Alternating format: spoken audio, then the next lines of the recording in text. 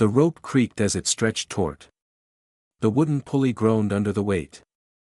The sound of strained breathing filled the chamber, punctuated by the torturer's calm, detached voice. "Tell us about your prophecies, brother." Savonarola.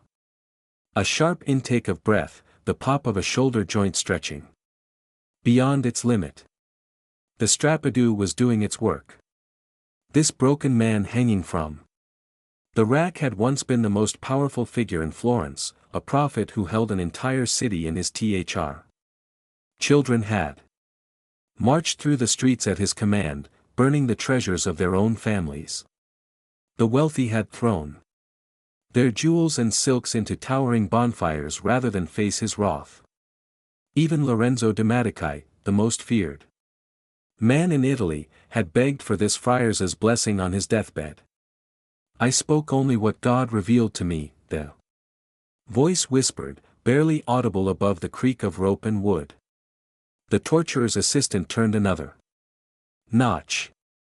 Another groan of agony echoed through the stone chamber. This man had commanded armies of zealots. He had defied the Pope himself. He had turned Florence into a theocracy ruled by terror and faith. Now he was just flesh and bone, slowly being pulled apart. How did a man once hailed as a prophet end up here, broken on a rack? This story doesn't start in that torture chamber. To understand how a saint became a prisoner, how a voice of God ended up screaming in agony, we have to go back to the beginning. I cannot describe the great misery of the world. Everywhere is full of wickedness. Men are worse than beasts. Those words came from a letter written by a young man named Girolamo Savonarola to his family. He was 22 years old and he had already decided that the entire world was irredeemably corrupt. But here's the thing that makes his story so chilling. He wasn't just disgusted by the world. He was planning to fix it. Born in Ferrara in 1452, Savonarola came from a family of merchants and scholars. His grandfather was a respected physician. His father expected him to follow the family tradition to make his fortune in trade and medicine. But young Girolamo looked at the wealth, the comfort, the respectability his family offered him, and he felt physically sick. The world around him was a cesspit of corruption. Priests bought and sold their positions like commodities. The Pope had multiple mistresses and acknowledged illegitimate children. Wealthy families murdered their rivals in church during Easter Mass. Art and poetry celebrated pagan gods and naked flesh. Every institution that should have guided humanity towards salvation had instead become an instrument of damnation. But here's where young Savonarola differed from other disgusted idealists. He didn't just want to escape the corruption. He wanted to burn it all down.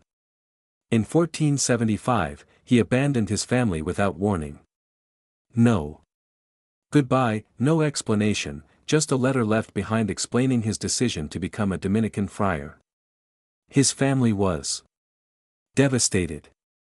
His father had built a comfortable life that his son was throwing away to live in poverty and obscurity. His mother wept for weeks, convinced she had somehow failed her child. Savonarola didn't care. Their pain was irrelevant compared to the cosmic battle between good and evil that raged around them. He entered the monastery of San Menico in Bologna, trading silk robes for rough wool, feather beds for stone floors, family love for divine purpose. The other friars watched him with a mixture of admiration and unease. His devotion was absolute, his self-denial extreme. He slept on bare stone, ate the minimum required to stay alive, spent hours in prayer that left his knees bloody and raw, but it was his anger that truly set him apart. Most monks sought peace through their devotions.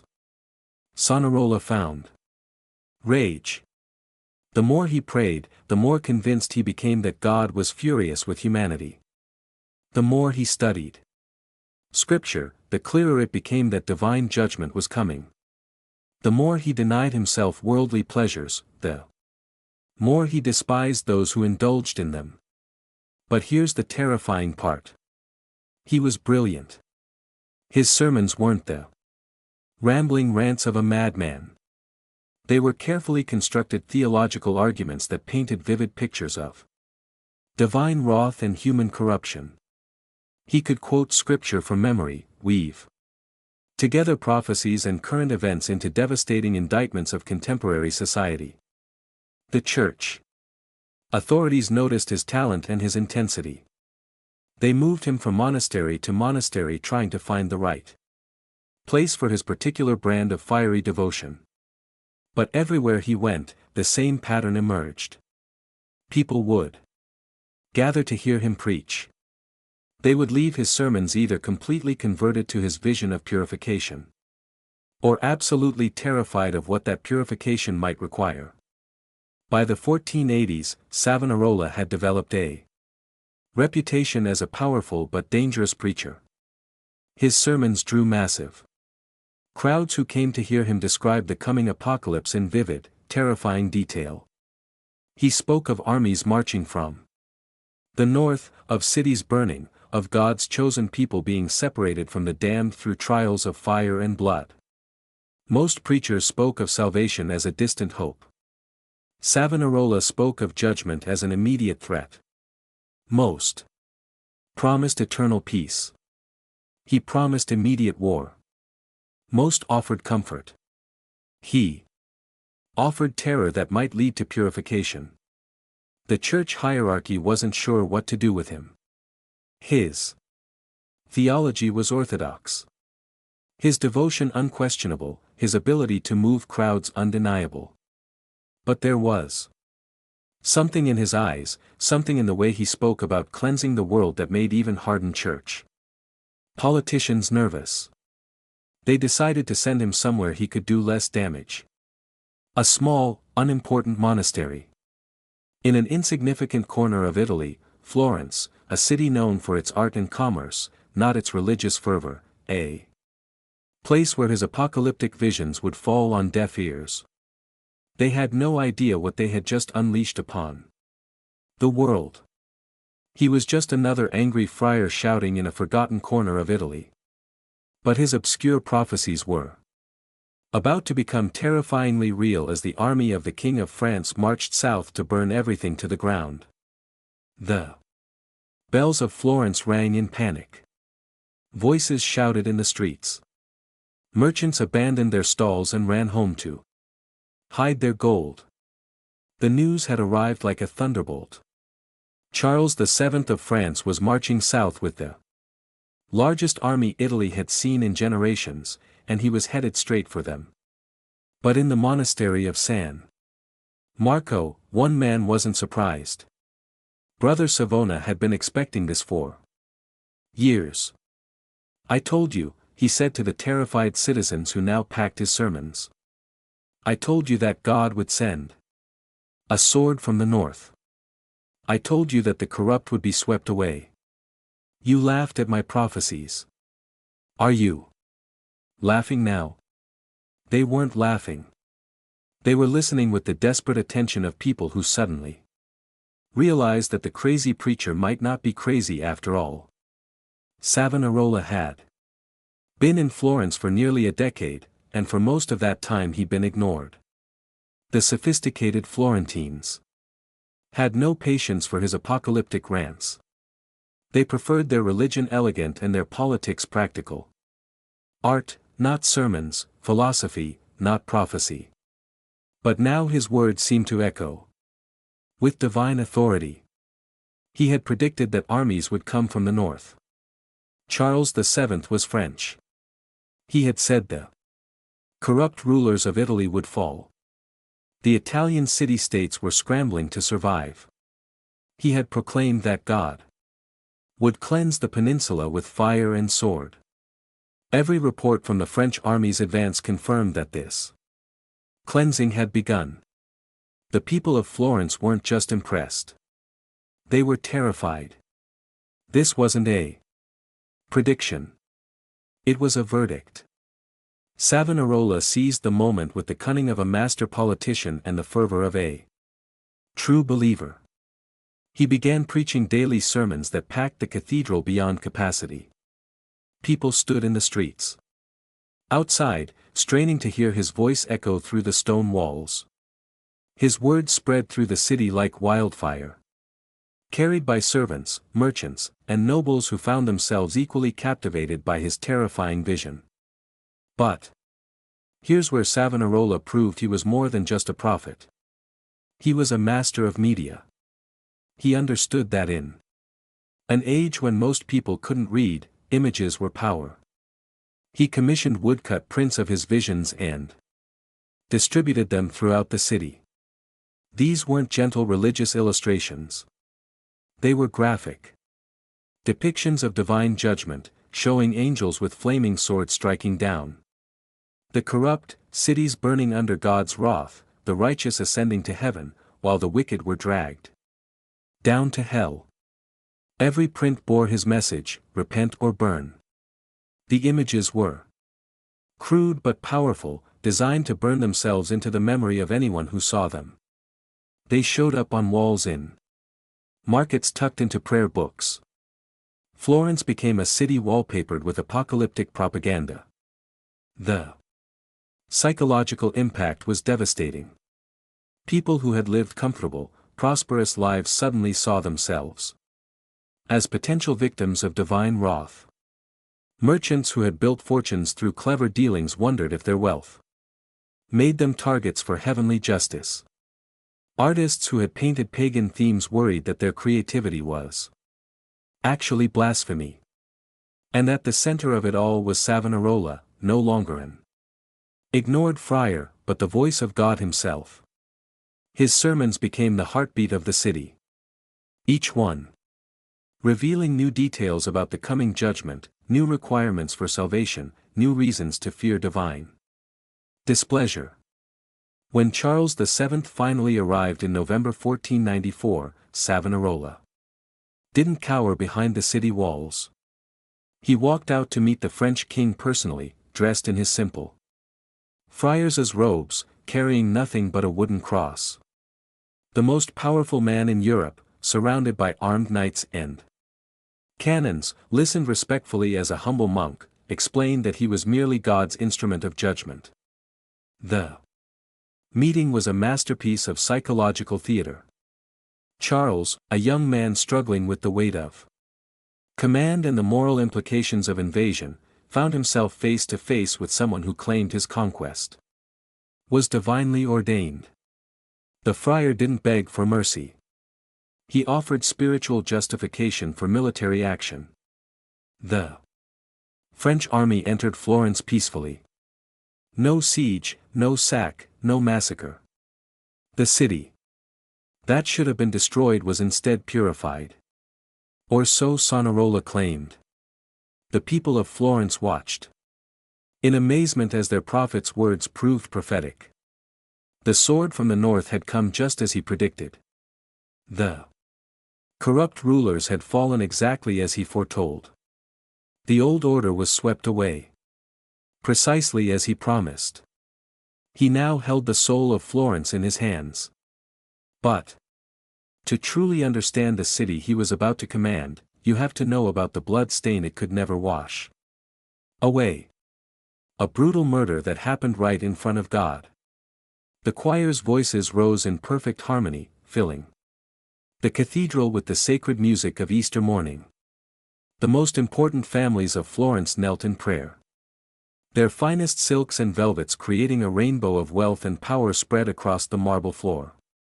At the altar, the priest raised the consecrated host toward heaven, marking the holiest moment of the Christian year.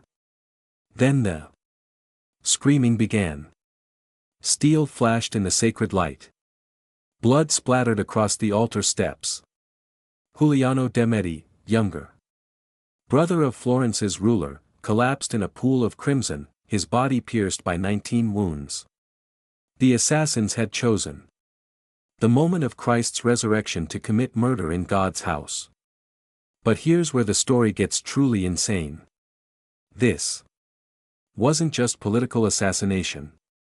It was a conspiracy that reached all the way to the Pope himself. The Patti family had been planning this moment for months. They weren't just jealous rivals. They were backed by Pope Sixtus, for who wanted to destroy Medici power and install his own nephew as ruler of Florence.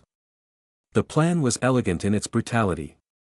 Murder both Medici brothers during Easter Mass when their guard would be down and the shock would be maximum. They got half their wish. Giuliano died instantly, his blood mixing with the holy water on the cathedral floor. But Lorenzo de' Medici, the real target, fought his way to the sacristy and barricaded himself inside. The conspiracy had failed, but the damage was done. Sacred ground had been desecrated by murder during the holiest moment of the year. The people of Florence reacted with volcanic rage. They didn't see this as politics. They saw it as sacrilege. Within hours, they had hunted down every conspirator they could find. Francesco Patti was thrown from the palace window, still alive, his neck breaking as the rope caught him. The crowd below cheered as his body swung in the morning breeze. But the most shocking image was yet to come. Archbishop Francesco Salviati, a man of God who had blessed the conspiracy, was dragged to the same window. They stripped him of his sacred vestments and hanged him in his undercloth, his episcopal ring still glinting on his finger as his body swayed beside Francesco Pazzi. The sight was burned into the memory of everyone who witnessed it, an archbishop of the Catholic Church, hanging dead from a palace window, executed by a mob for his role in sacrilege. The Pope's reaction revealed the true corruption of the age. Instead of mourning the desecration of a cathedral or condemning the murder during Easter Mass, Sixtus IV was furious that his conspiracy had failed. He excommunicated the entire city of Florence and declared war on Lorenzo de' Medici. The head of the Catholic Church was willing to destroy an entire city because his assassination plot had gone wrong. But here's the thing that makes this story so important for understanding Savonarola's later power. The people of Florence never forgot what they had witnessed. They had seen a pope try to murder their leaders during Easter Mass. They had watched an archbishop swing from a rope, his sacred robe stripped away to reveal the corruption underneath. They had learned that the highest authorities of the church were willing to shed blood on holy ground to achieve their political goals. Lorenzo de' Medici survived the party conspiracy, but the psychological scars never healed. He ruled Florence for another 16 years, but he ruled a city that had seen too much, knew too much about the corruption that rotted the foundations of both church and state. Every time he walked past the cathedral, he could see the blood stains on the marble. Every time he looked up at the palace windows, he could remember the sight of an archbishop's corpse swaying in the wind. The art and philosophy that made Florence famous couldn't erase those memories. The wealth and sophistication that attracted visitors from across Europe couldn't clean away the stain of sacrilege. Beneath the beautiful facades and elegant poetry, the city carried the knowledge that their world was built on betrayal, murder, and the complete corruption of sacred trust. When Lorenzo finally died in 1492, worn down by years of warfare and the constant strain of survival, something in Florence died with him. The old certainties were gone. The authority of both church and state had been revealed as hollow. The people were ready for someone who would speak the truth about the corruption they had witnessed. Someone who would call for the kind of cleansing that could wash away blood and betrayal. This was the world Lorenzo de' Medici ruled. A city of art and philosophy built on a bedrock of sacrilegious violence. It was a city practically begging for a cleanser, and Savonarola was ready to light the match. The lute string snapped with a sharp ping as Marco's fingers tightened around the instrument's neck. He had played this lute for 15 years, crafting melodies that had entertained nobles and merchants alike. Its voice had been his voice, its songs his legacy. Now he was about to throw it into a fire. The sound of splintering wood echoed across the Piazza della Signoria as he smashed the lute against the stones. Each blow sent fragments of inlaid mother-of-pearl flying like tears. When only the neck remained in his hands, he tossed it onto the growing mountain of vanities that would soon become the largest bonfire Florence had ever seen. This was February 7, 1497, and Savonarola had convinced an entire city to destroy itself. The pyramid of condemned objects rose 20 feet into the air, carefully constructed in 7 tiers, like Dante's vision of purgatory. But this wasn't literature. This was reality. Mirrors that had reflected beauty were now considered instruments of pride. Books of poetry that had inspired lovers were now tools of lust. Dice and playing cards that had provided entertainment were now devices of gambling and sin. Marco watched as a woman approached the P carrying her collection of cosmetics. Her face was pale without the rouge and powder that had once enhanced her features. She had been beautiful once, admired and desired. Now she looked like a ghost of herself, drained of color and life by Savonarola's teachings about the corruption of physical beauty. Vanity, she whispered as she placed the small containers on the pile. All vanity. But here's where the true horror of the scene revealed itself. Children were directing the destruction. Boys, as young as 8 years old, stood at collection points throughout the city, deciding what qualified as sinful luxury. They wore white robes and carried small bells, looking like angels as they condemned the treasures of their own families. A child pointed at a silk dress worn by a merchant's wife. "Mother, that fabric is too fine. It promotes pride." The woman's face crumpled, but she removed the dress and handed it to her son. He carried it to the bonfire with the solemn dignity of a priest performing a sacred ritual. The sound of destruction was overwhelming. Glass mirrors shattered against stone. Wooden furniture cracked and splintered. Leather-bound books thudded onto the pile like dying birds. Each sound represented years of craftsmanship. Months of saving. Generations of accumulated beauty being reduced to fuel. For Savonarola's vision of purification, painters brought their own works to the fire. Botticelli himself was rumored to have contributed canvases depicting pagan themes. Artists who had spent years perfecting their craft, now watched their creations curl and blacken in the flames, convinced that beauty itself was a temptation that led souls away from God. The psychological pressure had been building for months. Savonarola's sermons had grown increasingly specific about what constituted sinful luxury. It wasn't enough to be poor. You had to actively reject anything that might distract from pure devotion to God. Mirrors were vanity. Fine clothing was pride. Music was sensual corruption. Books were intellectual pride. Art was pagan idolatry. But the most chilling aspect was how voluntary it all appeared.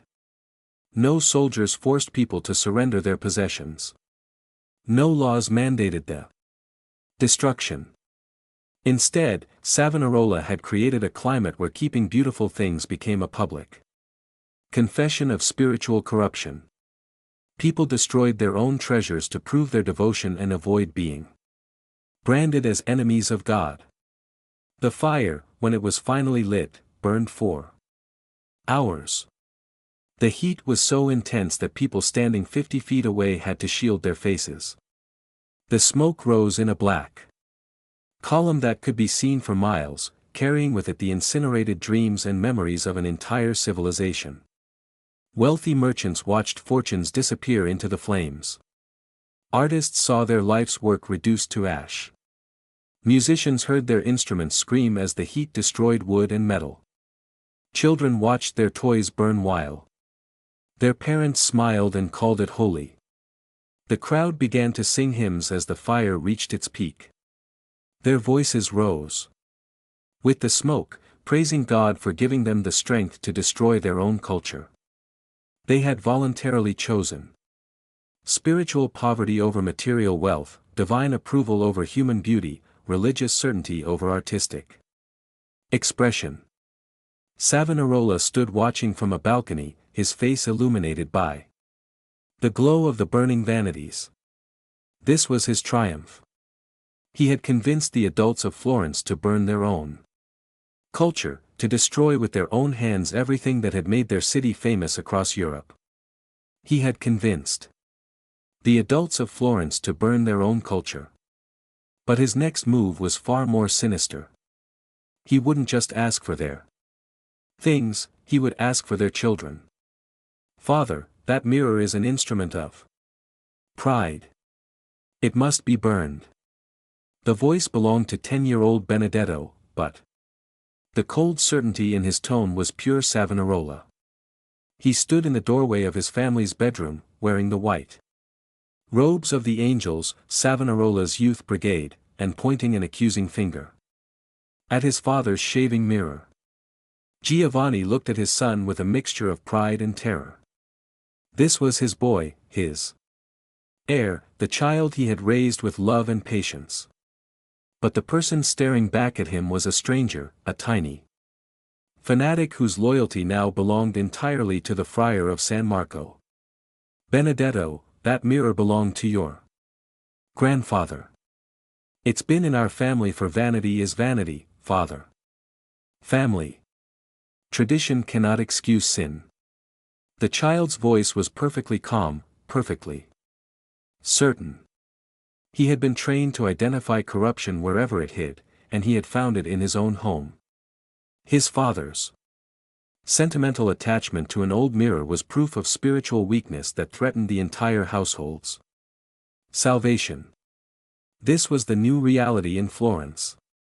Savonarola hadn't just converted the adults. He had weaponized their children. The Angels were officially a youth organization dedicated to prayer and moral instruction. But here's what made them truly terrifying.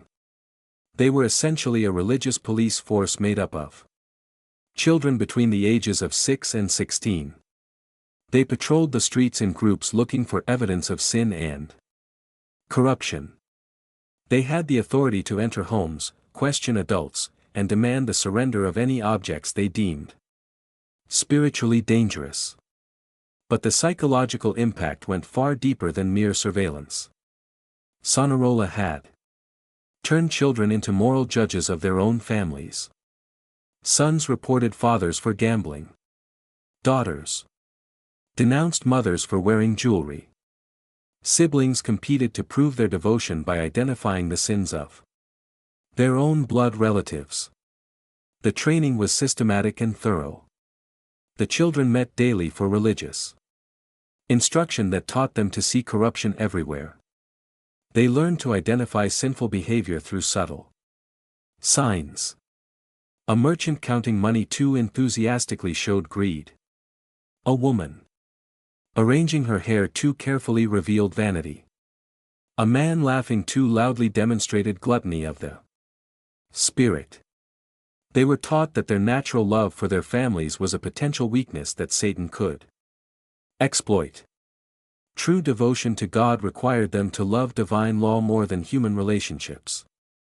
If their parents were leading them toward damnation through bad example, it was the children's holy duty to intervene.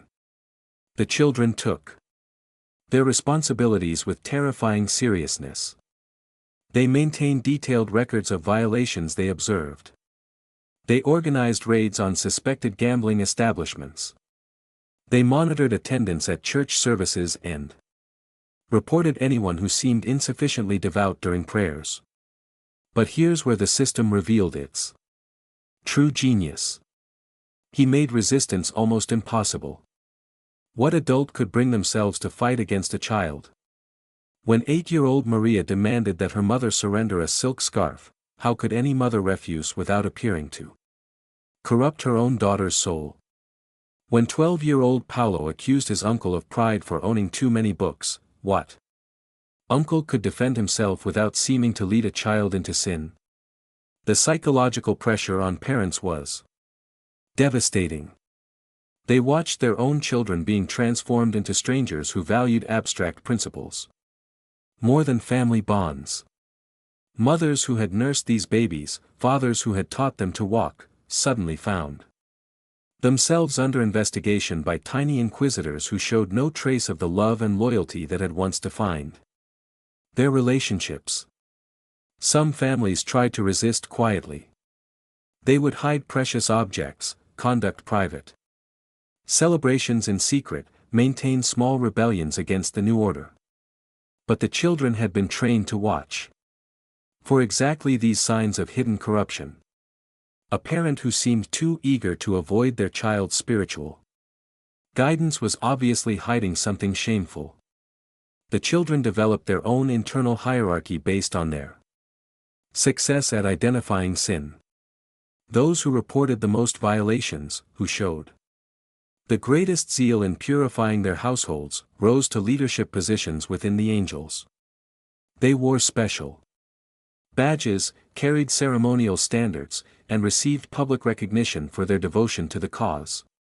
The most successful angels learned to weaponize their own innocence. They would ask seemingly innocent questions that revealed hidden sins. They would express disappointment rather than anger when they discovered corruption, making their targets feel guilty for disappointing a child's pure faith. The terror of a parent seeing their own child as an informant for a fanatic became the foundation of Savonarola's power. Families stopped talking freely in their own homes. Parents watched their words and actions constantly, knowing that any slip might be reported to the angels. And from there to the friar himself. His power in Florence was now absolute. Enforced by an army of radicalized youth.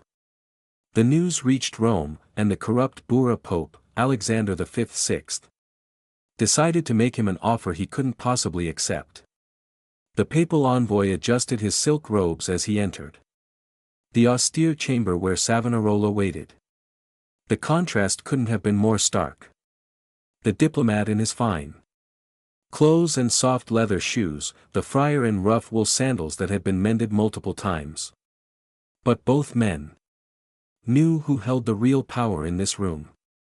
Brother Savonarola, the envoy began, his voice smooth with practiced diplomacy. His Holiness Pope Alexander V VI has sent me with a most generous offer. Savonarola didn't look up from the manuscript he was copying. His pen continued to scratch across the parchment with mechanical precision. The Pope sends many things.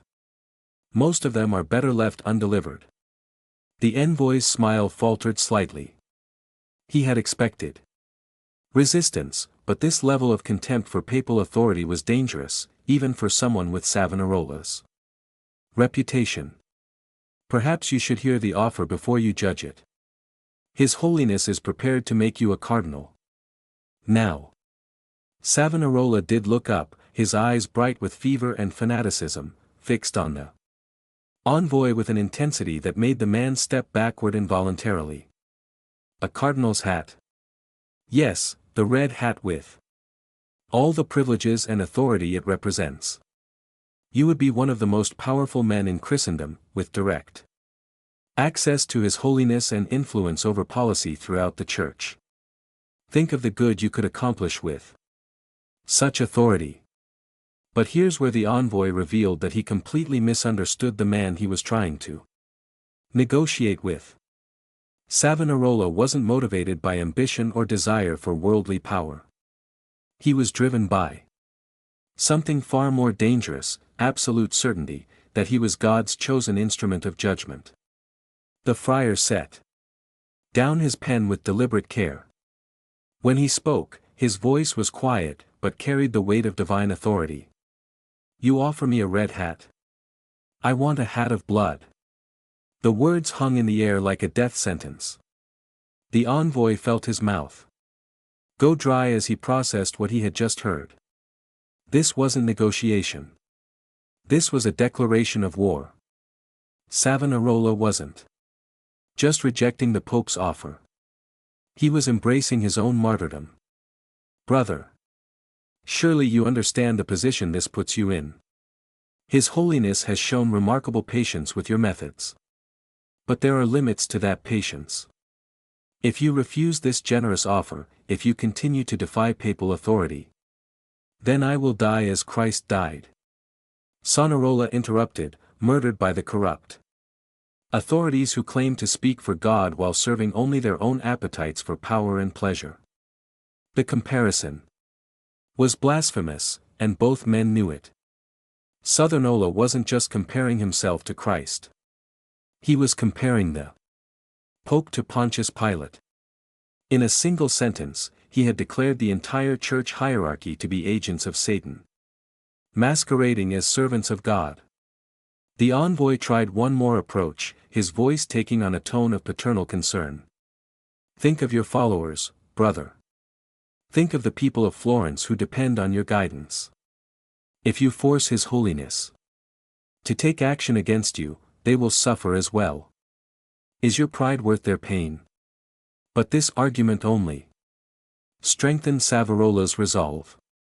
He rose from his chair, his tall frame casting a shadow across the room despite the afternoon sunlight streaming through the window.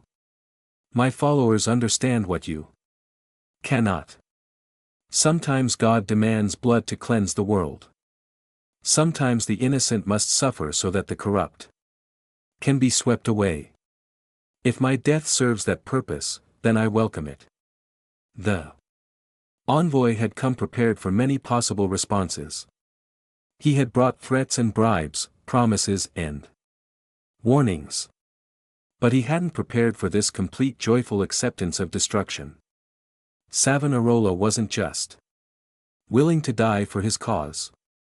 He was eager to become a martyr whose blood would inspire others to continue the work of purification. "You're choosing to die, brother. You understand that this offer will not come again." "I chose to die the day I took these vows," Savonarola replied. "The only question was whether I would die in comfort or in glory. You have helped me make that choice clear." The envoy gathered his robes and prepared to leave. His mission had failed more completely than he had thought possible. Instead of bringing a dangerous rebel back into the fold, he had witnessed that rebel's final transformation into something far more threatening, a martyr whose death would be more powerful than his life. As the door closed behind the papal representative, Savonarola returned to his manuscript. His hand was steady as he wrote, but his eyes burned with the fever of a man who had just chosen his own destruction. He had openly declared war on the Pope and embraced his own destruction. His enemies in Florence saw their chance. They would give him one final test to prove his connection to God, a spectacle of fire from which there was no escape. The roar of 20,000 voices filled the Piazza della Signora, like the sound of the ocean in a storm. Every person in Florence seemed to have crammed into the square, pressing against each other for a better view of the massive wooden structure that dominated the center of the plaza. The P was a masterpiece of engineering. Two parallel walkways stretched across a mountain of oil-soaked wood, each path leading to a small altar where the sacred host would be placed. The plan was elegant in its simplicity. Brother Savonarola and a representative of his enemies would each take the host and walk through the flames. God would protect the righteous and consume the wicked. Truth would be revealed through trial by fire. Savonarola stood on the Steps of the palace, looking out at the expectant crowd. These were his people, the citizens he had purified through years of preaching and moral reformation. They had burned their treasures at his command, surrendered their children to his cause, transformed their city into a theocracy dedicated to his vision of righteousness. But now something was wrong. He could see it in their faces, hear it in the tone of their voices. The excitement was edged with something else. Doubt, suspicion. Maybe even hunger for spectacle that had nothing to do with faith. "When does it begin?" someone shouted from the crowd. "We've been waiting for hours," called another voice. The sun was already past its peak, and still the trial by fire had not commenced. What should have been a quick demonstration of divine favor was turning into an embarrassing delay. As lawyers and theologians argued about the precise rules of the ordeal. But here's where the situation revealed the fatal flaw in Savonarola's position. He had built his authority entirely on his claim to speak for God. Every prediction that came true strengthened that claim, but any failure would destroy it completely. He couldn't afford to lose this test, but he also couldn't afford to refuse it without appearing to doubt his own divine connection. The crowd was growing restless. People who had stood for hours in the hot sun were beginning to question why their prophet seemed reluctant to prove his power. Murmurs of discontent rippled through the plaza like wind through wheat. "Perhaps he's not as certain as he claims," someone whispered. "Maybe God has abandoned him," another voice suggested. Fra Domenico, Savonarola's most devoted follower, had volunteered to walk through the flames in his master's place. The young monk stood ready beside the pea, his face shining with absolute faith. He believed completely that God would protect him, that the fire would part before him like the Red Sea before Moses. But Savonarola hesitated. For the first time in years, doubt crept into his mind. What if God didn't intervene? What if the flames consumed Domenico's faithful flesh just like any other fuel? What if his entire ministry was revealed as the delusion of a madman who had convinced himself he spoke with divine authority? The crowd sensed his uncertainty like predators scenting blood. The excited murmur was changing tone, becoming something harder and hungrier. These people had sacrificed everything for his vision of purity. They had given up their treasures, surrendered their children, transformed their lives according to his demands. If he was wrong about this, if God abandoned him here in front of everyone, then what had all their sacrifice been for? "Light the fire," someone shouted. "Test the prophet," others took up the cry. But instead of flames, the sky opened and rain began to fall. At first, it was just a few drops, but within minutes it became a downpour that soaked the carefully constructed pea and made any trial by fire impossible. Savonarola seized on the rain like a drowning man grabs a rope. "God has spoken," he declared to the crowd. "The trial is postponed by divine will." But the crowd wasn't buying it. The rain felt less like divine intervention and more like convenient excuse. People who had waited hours to see their prophet prove his power felt cheated, manipulated, played for fools. The sound of their faith shattering was almost audible. You could hear it in the way their cheers turned to grumbles, their prayers to curses. The murmur of discontent grew louder and angrier as thousands of people realized simultaneously that they might have been following a fraud. "False prophet," someone screamed. "Liar."